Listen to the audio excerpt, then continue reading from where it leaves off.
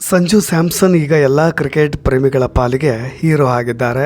ಆದರೆ ಸಂಜು ಕಂಡಂಥ ಅವಮಾನಗಳು, ನೋವಿನ ದಿನಗಳ ಬಗ್ಗೆಯೂ ಕೂಡ ಎಲ್ಲರೂ ತಿಳಿದಿರಬೇಕಾಗುತ್ತೆ. ಇಂಗ್ಲೆಂಡ್ ವಿರುದ್ಧ ಸಿಡಿದ ಈ ಸಿಡಿಗುಂಡು ಧರ್ಮಗಳ ಎಲ್ಲೆ ಮೀರಿ ಎಲ್ಲರ ಹೃದಯದಲ್ಲಿ ಶಾಶ್ವತವಾಗಿ ನೆಲೆಸಿದಂಥ ಕ್ರಿಕೆಟ್ ಪ್ಲೇಯರ್ ಆಗಿ ಈಗ ಹೊರಹೊಮ್ಮಿದ್ದಾರೆ. ನ್ಯೂಜಿಲೆಂಡ್ ವಿರುದ್ಧದ ಫೈನಲ್ ಪಂದ್ಯದಲ್ಲೂ ಕೂಡ Sanju Samson hot favourite batsman ಅಂದರೆ ತಪ್ಪಾಗಲಿಕ್ಕಿಲ್ಲ. ಆದರೆ ನಿಮಗೆಲ್ಲ ನೆನಪಿರಲಿ, ಸಂಜುನ ಕಡೆಗಣಿಸಿದ್ದು ಇತ್ತೀಚೆಗೆ ಮಾತ್ರ ಅಲ್ಲ. ಅವರ ತಂದೆ ಸ್ಯಾಮ್ಸನ್ ವಿಶ್ವನಾಥನ್, ನನ್ನ ಮಗನಿಗೆ ಕೇರಳ ಸೇಫ್ ಅಲ್ಲ, ಈ ರಾಜ್ಯದಲ್ಲಿ ನನ್ನ ಮಗ ಇರಲಿಕ್ಕೆ ಸೇಫ್ ಅಲ್ಲ, ಆತನನ್ನು ಎಲ್ಲರೂ ಕೂಡ ಟಾರ್ಗೆಟ್ ಮಾಡ್ತಾ ಇದ್ದಾರೆ. KCA ಈ cricket association, Kerala cricket association ಆತನ ಮೇಲೆ ಬೇಕಂತಲೇ ಟಾರ್ಗೆಟ್ ಮಾಡ್ತಾ ಇದೆ. ಆತನ ಮೇಲೆ ವಿನಾಕಾರಣ ದೂರ್ತಾರೆ, ಇಲ್ಲ ಸಲ್ಲದ ಕಂಪ್ಲೇಂಟ್ಸ್ಗಳನ್ನು ಹೇಳ್ತಾರೆ. 10-12 ವರ್ಷಗಳಿಂದ ಇದೇ ತೊಂದರೆ ಅನುಭವಿಸ್ತಾ ಇದ್ದೀವಿ ನಾವು. ಸಂಜುನು ಕೂಡ ಈ ರೀತಿಯಾದಂಥ ಅವಮಾನವನ್ನು ಎದುರಿಸ್ತಾ ಇದ್ದಾನೆ ಅಂತ ಹೇಳಿ ಅವ್ರ ತಂದೆ ನೋವುಗಳನ್ನು ಹಂಚಿಕೊಂಡಿದ್ರು. ಸಂಜು ಅವರು ದೊಡ್ಡಣ್ಣನಿಗೂ ಕೂಡ ಇದೇ ರೀತಿ ಆಗಿತ್ತಂತೆ.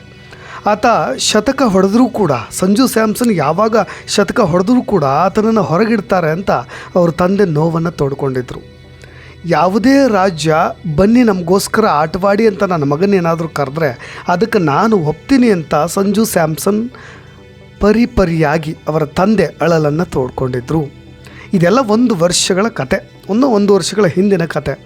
ಆದರೆ ಸಂಜು ಸ್ಯಾಮ್ಸನ್ ಇಂಥ ನೋವುಗಳನ್ನು ಮೆಟ್ಟಿ ಮತ್ತೆ ಪುಟಿದೆದ್ದು ಬರ್ತಾನೆ ಇದ್ದಾರೆ. ನೋಡಿ, ಯಾವುದೇ ಪ್ಲೇಯರ್ ಕೇವಲ ಕನಸು ಕಂಡ್ರೆ ಮಾತ್ರ ದೊಡ್ಡ ಸ್ಥಾನವನ್ನು ಏರಲಿಕ್ಕೆ ಸಾಧ್ಯವಿಲ್ಲ. ಅದಕ್ಕೆ ಸಂಕಲ್ಪ ಬೇಕಾಗುತ್ತೆ, ದೃಢ ಸಂಕಲ್ಪ ಬೇಕಾಗುತ್ತೆ, ತಾಳ್ಮೆ ಬೇಕಾಗುತ್ತೆ ಅನ್ನೋದನ್ನು ಸಂಜು ಸ್ಯಾಮ್ಸನ್ ಪ್ರೂವ್ ಮಾಡಿದ್ದಾರೆ. ನಿಮಗೊಂದು ಕತೆ, ಅದನ್ನು ಭಾರತೀಯ ಮಹಿಳಾ ಕ್ರಿಕೆಟ್ ತಂಡದ ಮಾಜಿ ಕೋಚ್ ಆಗಿರ್ತಕ್ಕಂಥ ಬಿಜು ಜಾರ್ಜ್ ಅವ್ರು ಕಂಡಂಥ ರೋಚಕ ಘಟನೆಯನ್ನು ಅವರೇ ಹಂಚಿಕೊಂಡಿದ್ರು. ಸಂಜು ಸ್ಯಾಮ್ಸನ್ ಕಮಿಟ್ಮೆಂಟ್ಸ್ ಹೇಗಿರುತ್ತೆ ಅನ್ನೋದನ್ನು ಅವರೇ ಬಹಳಷ್ಟು ವೇದಿಕೆಗಳಲ್ಲೂ ಕೂಡ ಎಕ್ಸ್ಪ್ಲೈನ್ ಮಾಡಿದರು. ಸಂಜು ಸ್ಯಾಮ್ಸನ್ ಅವರ ಬಾಲ್ಯದ ದಿನಗಳು, ಮಳೆ ಇರಲಿ ಬಿಸಿಲಿರಲಿ, ಸಂಜು ಮತ್ತು ಅವರ ಅಣ್ಣ ಸ್ಯಾಲಿ ಇಬ್ಬರು ಕೂಡ ತಿರುವನಂತಪುರದ ಮೆಡಿಕಲ್ ಕಾಲೇಜಿನ ನೆಟ್ಸ್ನಲ್ಲಿ ಪ್ರಾಕ್ಟೀಸ್ ಮಾಡ್ತಾ ಇದ್ದಾರಂತೆ. ಒಂದಿನ ಭಾರೀ ಮಳೆ ಸುರಿತಾ ಇತ್ತಂತೆ. ಅದೊಂದು ಘನಘೋರ ಮಳೆ.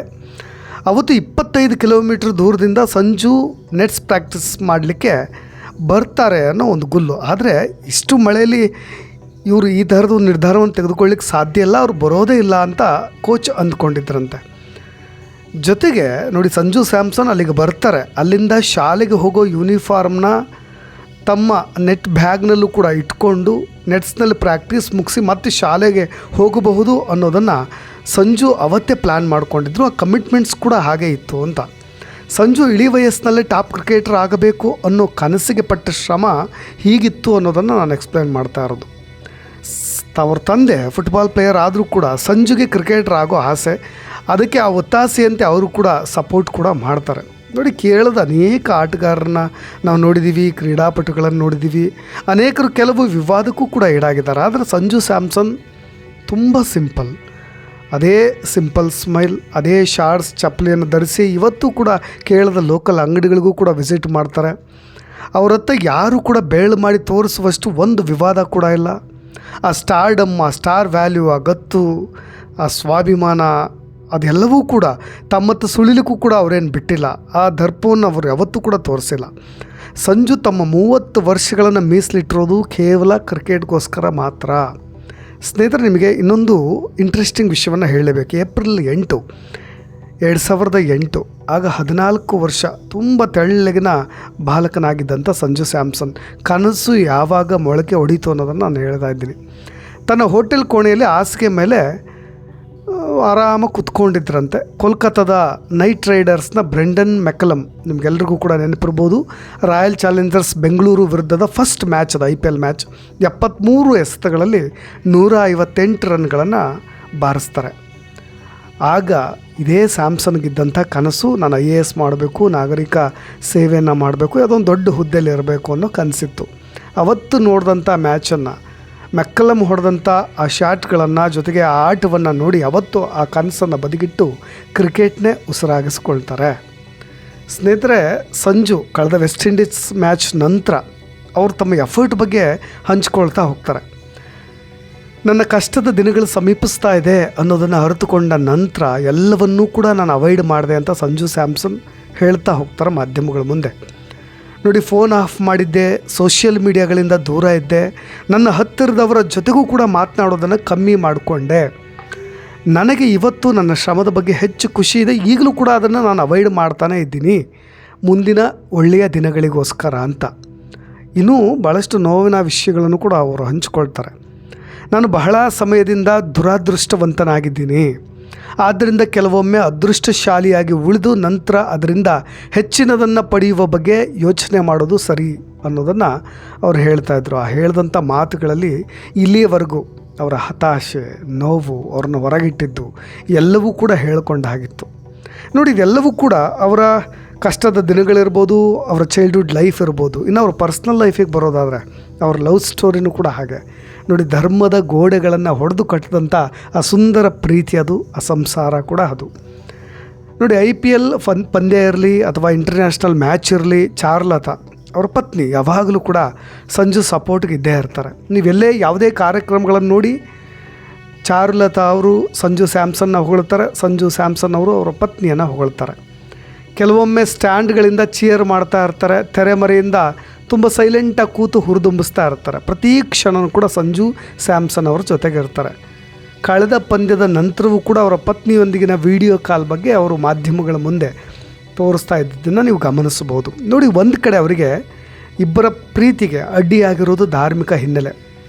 ಅವರು ಕೊನೆಯದಾಗಿ ಅವರು ತೋರಿಸಿದಂಥ ಒಂದು ಗೆಸ್ಚರ್ ನಿಮಗೆಲ್ರಿಗೂ ಕೂಡ ನೆನಪಿರ್ಬೋದು. ಕಳೆದ ಪಂದ್ಯದಲ್ಲಿ ಕೊನೆ ವಿನ್ ಆದಮೇಲೆ ನಂತರ ಎಲ್ಲ 3 ಧರ್ಮಗಳ, ಹಿಂದೂ, ಕ್ರಿಶ್ಚಿಯನ್ ಮತ್ತು ಮುಸ್ಲಿಂ ಧರ್ಮಗಳ ಒಂದು ಚಿಹ್ನೆಯನ್ನು ಸಾಂಕೇತಿಕವಾಗಿ ವ್ಯಕ್ತಪಡಿಸಿದ್ದು. ನೋಡಿ, ಅವರ ಪರ್ಸ್ನಲ್ ಲೈಫ್ನಲ್ಲೂ ಕೂಡ ಧಾರ್ಮಿಕ ಹಿನ್ನೆಲೆಗಳು ವಿಭಿನ್ನವಾಗಿದ್ದರೂ ಕೂಡ ಆ ವ್ಯತ್ಯಾಸವನ್ನು ಅವರ ಆ ರಿಲೇಷನ್ಶಿಪ್ಗೆ ಎಲ್ಲೂ ಕೂಡ ಅಡ್ಡಿಯಾಗದಂತೆ ನೋಡಿಕೊಂಡ್ರು. ಪರಸ್ಪರ ಪ್ರೀತಿ, ಗೌರವ. ಚಾರುಲತಾ ಅವರು ಹಿಂದೂ, ನಿಮಗೆ ಸ್ಯಾಮ್ಸನ್ ಅವ್ರು ಗೊತ್ತಿರೋ ಹಾಗೆ ಕ್ರಿಶ್ಚಿಯನ್. ಅದು ಯಾವುದು ಕೂಡ ಅಡ್ಡಿ ಆಗಲೇ ಇಲ್ಲ. ಅವರ ಮನೆಯವ್ರನ್ನ ಒಪ್ಪಿಸಿದ್ರು, ಅವರ ಸಮ್ಮತಿಯನ್ನು ಪಡೆದು ದಾಂಪತ್ಯ ಜೀವನಕ್ಕೂ ಕೂಡ ಕಾಲಿಟ್ಟರು. ಆ ಜೋಡಿ ಇವತ್ತಿನ ಯಂಗ್ ಜನ್ರೇಷನ್ಗೂ ಕೂಡ ಸ್ಫೂರ್ತಿಯಾಗಿದೆ. ಸ್ಯಾಮ್ಸನ್ ಅವರ ಸಕ್ಸಸ್ ಹಿಂದೆ ಚಾರುಲತಾ ಅವರ ಎನ್ಕರೇಜ್ ಯಾವಾಗಲೂ ಕೂಡ ಇದ್ದೇ ಇರುತ್ತೆ. ನನ್ನ ಲೈಫ್ ಕರಿಯರ್ನಲ್ಲೂ ಕೂಡ ಆ ಏರಿಳಿತ ಕಂಡಾಗಲೂ ಕೂಡ ಸಂಜುಗೆ ಶಕ್ತಿಯಾಗಿ ನಿಂತಿರೋದು ಇದೇ ದಿವ್ಯವಾದಂಥ ಪ್ರೀತಿ.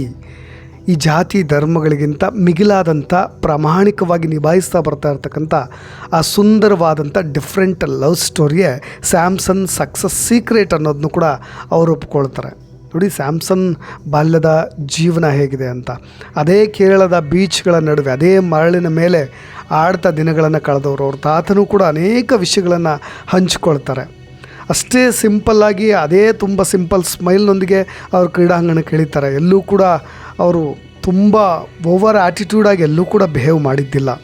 ಅದೇನೇ ಇರಲಿ, ಇಷ್ಟೆಲ್ಲ ಏರಿಳಿತಗಳ ನಡುವೆ, ತುಂಬ ನೋವುಗಳ ನಡುವೆಯೂ ಕೂಡ ಮತ್ತೆ ಫಿನಿಕ್ಸ್ ಅಕ್ಕಿಯಂತೆ ಎದ್ದು ಬಂದು ಆಟವಾಡಿದಂಥ ಸಂಜು ಸ್ಯಾಮ್ಸನ್ ಕೊನೆಗೆ ಆ ಗೆಲುವಿಗೆ ಕಾರಣ ಬುಮ್ರಾ ಅವರು ಅನ್ನೋದನ್ನು ಮತ್ತೆ ಅವರು ಹೇಳಿದ್ದು ಒತ್ತಿ ಇಂಗ್ಲೆಂಡ್ ವಿರುದ್ಧದ ಪಂದ್ಯದ ಗೆಲುವಿನ ನಂತರ. ಅಂಥ ಒಬ್ಬ ಅಪರೂಪದ ಬೌಲರ್ ಇರೋದಕ್ಕೆ ನಾವು ಈ ಮ್ಯಾಚನ್ನು ಗೆಲ್ಲಲಿಕ್ಕೆ ಸಾಧ್ಯ, ಅಷ್ಟು ಕಡಿಮೆ ರನ್ನನ್ನು ಅವರು ಒಡಿಸ್ಕೊಂಡ್ರು.